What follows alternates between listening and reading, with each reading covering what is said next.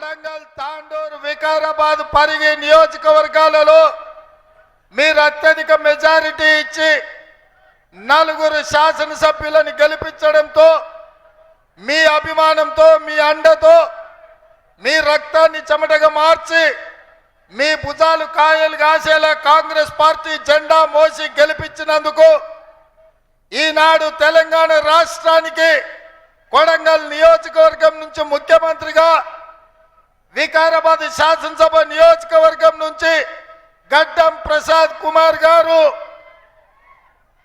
శాసనసభ స్పీకర్గా రాష్ట్రంలో అత్యంత కీలకమైన 2 పదవులు, అది ముఖ్యమంత్రి పదవి, శాసనసభాపక్ష స్పీకర్గా మన వికారాబాద్ జిల్లాకే దక్కింది అనంటే ఈనాడు కాంగ్రెస్ పార్టీ ప్రభుత్వంలో మనకిచ్చిన జిల్లాకు ఎంత ప్రాధాన్యత ఉందో మిత్రులందరినీ అర్థం చేసుకోమని నేను విజ్ఞప్తి చేస్తున్నా. మిత్రులారా, ఎక్కువ విషయాలు ప్రస్తావించను, కానీ 2 ప్రధానమైన అంశాలను ఈరోజు మీ ముందు పెట్టదలుచుకున్నా. చేవెళ్ల పార్లమెంటు నియోజకవర్గ ప్రజలని ఆలోచన చేసి తీర్పు ఇవ్వమని అడుగుతున్నా. ఆనాడు డాక్టర్ వైఎస్ రాజశేఖర రెడ్డి గారు ముఖ్యమంత్రిగా ఉన్నప్పుడు, గడ్డం ప్రసాద్ గారు మంత్రిగా ఉన్నప్పుడు మన వెనుకబడిన ప్రాంతం, ఎడారి ప్రాంతం, కరువు ప్రాంతం, కందులే కాదు ఇతర పంటలు పండించాలి, మన ప్రాంతం పచ్చగా ఉండాలి అని ఆనాడు ప్రాణహిత చేవెళ్ల ప్రాజెక్టును మన ప్రాంతానికి నీళ్లు ఇవ్వడానికి వేల కోట్ల రూపాయల ఖర్చు పెట్టిండ్రు. కానీ తెలంగాణ రాష్ట్రం వచ్చిన తర్వాత చంద్రశేఖర్ రావు మన ప్రాంతానికి, మన వికారాబాద్, మన చేవెళ్ల, మన తాండూరు, మన పరిగి ప్రాంతానికి రావాల్సిన గోదావరి జలాలను ఈనాడు రద్దు చేసి ప్రాణహిత చేవెళ్ల ప్రాజెక్టును పడావు పెట్టి మన ప్రాంతాన్ని ఎడారిగా చేసిండు. అందుకే నేను ఇవాళ అడుగుతున్నా, బీఆర్ఎస్ వాళ్ళు చేసిన అన్యాయం ప్రాణహిత చేవెళ్ల మన ప్రాంతానికి రాలే. అదే విధంగా ఆనాడు పాలమూరు రంగారెడ్డి ఎత్తిపోతల పథకం ద్వారా కృష్ణానది జలాలను మన మక్తల్, నారాయణపేట, కొడంగల్, తాండూరు, పరిగి, వికారాబాద్ ప్రాంతాలకు ఇవ్వాలని సాగునీటి ప్రాజెక్టులతో మన ప్రాంతం పచ్చని పంటలు పండాలని పాలమూరు రంగారెడ్డి ఎత్తిపోతల పథకం ఆనాడు కాంగ్రెస్ పార్టీ మంజూరు చేసింది. కానీ నరేంద్ర మోడీ గారు, భారతీయ జనతా పార్టీ ఈ 10 సంవత్సరాలు అనుమతి ఇవ్వక పాలమూరు రంగారెడ్డి ఎత్తిపోతల పథకానికి జాతీయ హోదా ఇవ్వకపోవడం వల్ల ఇవాళ కృష్ణానది జలాలు కూడా మన ప్రాంతానికి రాలేదు. ఈ రోజు కూడా మనము కరువు కాటకాలతో రైతుల ఆత్మహత్యలతో చనిపోతున్నాం. ఇవాళ మనం పండించే కందులు మన ప్రాంతంలో అమ్ముకుంటే గిట్టుబాటు ధర రాకపోవడానికి కారణం ఈరోజు బీజేపీ, బీఆర్ఎస్ పార్టీలే. అందుకే ఈరోజు ఈ ఎన్నికల్లో రాష్ట్రంలో కాంగ్రెస్ పార్టీ అధికారంలోకి వచ్చింది. వికారాబాద్ వరకు ఎంఎంటీఎస్ రైలు రావాలన్నా, ఈ ప్రాంతానికి గోదావరి జలాలు రావాలన్నా, ఈ ప్రాంతంలో కృష్ణానది జలాలతో మన పొలాలు తడవాలన్నా కేంద్రంలో కూడా కాంగ్రెస్ అధికారంలోకి రావాలి. చేవెళ్ల పార్లమెంటు నియోజకవర్గంలో డాక్టర్ రంజిత్ రెడ్డి గెలవాలి. ఇదే కాదు, ఈరోజు ఈ ప్రాంతంలో ఉన్న సమస్యలు, వికారాబాద్ శాటిలైట్ సిటీ కావచ్చు, వికారాబాద్కి ఎంఎంటీఎస్ రైలు కావచ్చు, మన ప్రాంత అభివృద్ధి అర్ధాంతరంగా ఆగిపోయింది. మన వికారాబాద్ అనంతగిరి కొండల్లో పుట్టిన మూసీ నది నల్గొండ జిల్లా వరకు వెళ్తుంది. ఇవాళ పచ్చని పంటలకు ఉండాల్సిన మూసి ఈరోజు కాలుష్యమై ఈరోజు నరక కూపంగా తయారైంది. అందుకే మూసీ రివర్ డెవలప్మెంట్ ఫండ్ పేరు మీద అభివృద్ధి చేసుకోవాలి అని అంటే కేంద్రంలో, రాష్ట్రంలో కాంగ్రెస్ అధికారంలో ఉండాలి. అందుకే మన ప్రాంత అభివృద్ధి కోసం, మన సమస్యల పరిష్కారం కోసం మనము ఈరోజు కాంగ్రెస్ను గెలిపించుకోవాలి. ఆనాడు చంద్రశేఖరరావు గారు అన్నారు, రైతు భరోసా పథకంలో కాంగ్రెస్ పార్టీ నిధులు వేయడం లేదు అని. నేను చెప్పిన మే 9 తారీఖు నాడు తప్పకుండా మే 9 తారీఖు లోపల రైతులకు రైతు భరోసా పథకంలో 7,500 కోట్ల రూపాయలు మీ ఖాతాలో వేసి ఈ రైతులను ఆదుకుంటా అని మాట ఇచ్చిన. నేను నిధులేస్తే చంద్రశేఖర్ రావు అమరవీరుల స్తూపం దగ్గర ముక్కు నేలకు రాయాలి అని నేను సవాలు విసిరిన. 9 తారీఖు చెప్తే 6 తారీఖు నాడే 7,500 కోట్ల రూపాయల నిధులు ఖాతాలలో రైతులకు రైతు భరోసా పథకంలో వేసినాం.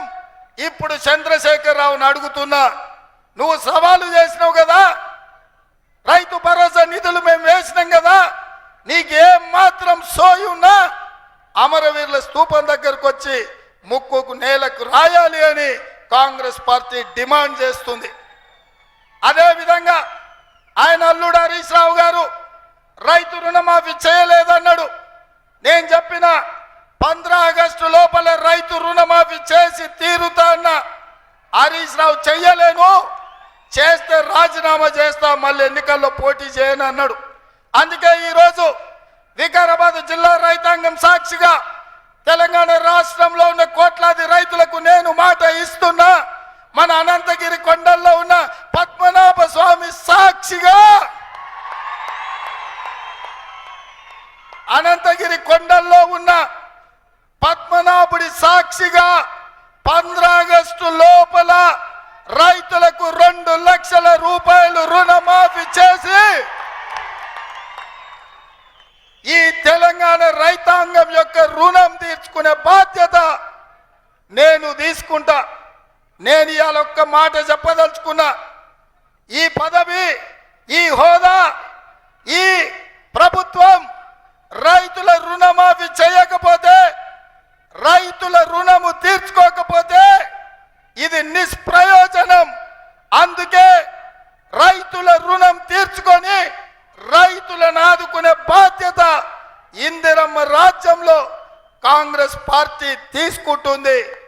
అదే విధంగా ఇవాళ బీజేపీ వాళ్ళు నరేంద్ర మోడీ, అమిత్ షా రోజు వస్తున్నారు.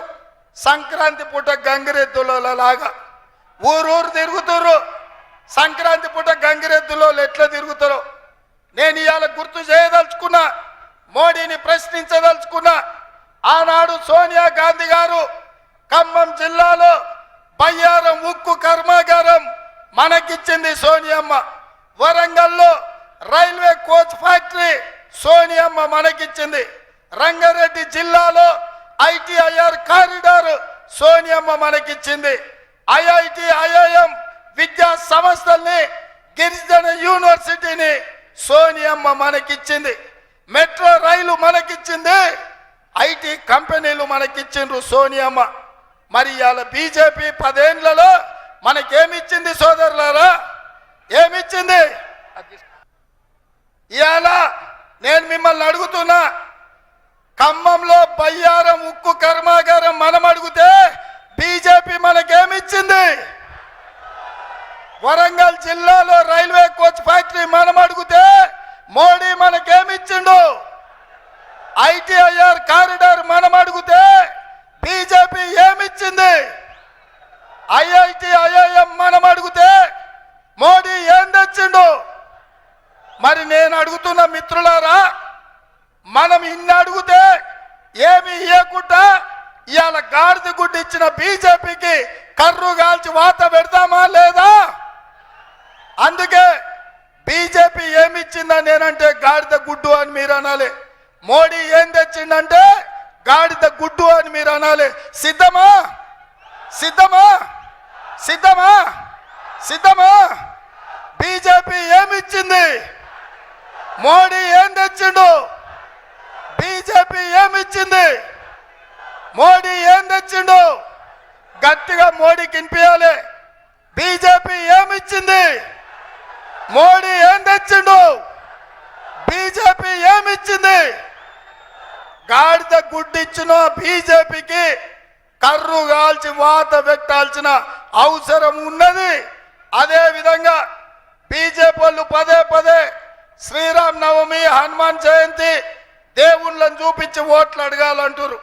నేను అడుగుతున్న మిత్రులారా, శ్రీరామ నవమి మన తాతలు ముత్తాతలు చేయలేదా? హనుమాన్ జయంతి మనం చేయలేదా? పోషమ్మకు, మైసమ్మకు, ఎల్లమ్మకు, గ్రామ దేవతలకు కోడి కొయ్యలేదా? కళ్ళు కొయ్యలేదా? మనం ఇన్ని హిందువుల పూజల్ని పండుగల్ని చేసిన మనకు ఇవాళ దేవుడి పేరు మీద విభజించాలని చూస్తారు. అందుకే బీజేపీలకు నేను చెప్పిన, దేవుడు గుడిలో ఉండాలి, భక్తి గుండెల్లో ఉండాలి, వాడే అసలైన హిందూ అని చెప్పిన. దేవుడు గుడిలో ఉండాలి, భక్తి గుండెల్లో ఉండాలి, వాడే అసలైన హిందువు. పోలింగ్ బూతులల్లా బిచ్చమడుకున్నట్టు దేవుడి పేరు మీద ఓట్లు అడుక్కునేవాడు హిందూ ద్రోహి. అట్లాంటి వాళ్ళను అందుకే ఇవాళ మనము ఓడించాలి. అదే కాదు మిత్రులారా, ఆనాడు డాక్టర్ వైఎస్ రాజశేఖర రెడ్డి గారు ఉన్నప్పుడు సోనియా గాంధీ గారి నాయకత్వంలో ఇందిరమ్మ ఇండ్లు ఇచ్చినాం, ఆరోగ్యశ్రీ పథకం ఇచ్చినాం, రైతు రుణమాఫీ చేసినాం, ప్రాజెక్టులు కట్టినాం. ఈ రోజు కూడా అదే విధమైన పాలన, అదే విధమైన అభివృద్ధి మనం చేసుకుందాం. అందుకే రంజిత్ రెడ్డిని చేవెళ్ల పార్లమెంటు నియోజకవర్గం నుంచి 1,00,000 మెజార్టీతో గెలిపించాల్సిందిగా ఈడికొచ్చిన వేలాది మంది మన కాంగ్రెస్ పార్టీ కార్యకర్తలను నేను కోరుకుంటున్నా. 1,00,000 మెజారిటీ ఇవ్వడానికి మీరు సిద్ధమా? సిద్ధమా? సిద్ధమా? సిద్ధమా? సిద్ధమా? సిద్ధమా? నేను 1,00,000 అంటే మీరు పక్కా అనాలి. ఓకే, 1,00,000 1,00,000 1,00,000 1,00,000 1,00,000 1,00,000 1,00,000 వెనకాల ఉన్నోళ్ళు కూడా అనాలి, ఆ వెనకాల దూరంగా ఉన్నోళ్ళు కూడా అనాలి. 1,00,000 1,00,000 1,00,000 1,00,000 1,00,000. జై కాంగ్రెస్, జై జై కాంగ్రెస్. హస్తం గుర్తుకే, హస్తం గుర్తుకే. ధన్యవాదాలు మిత్రులారా.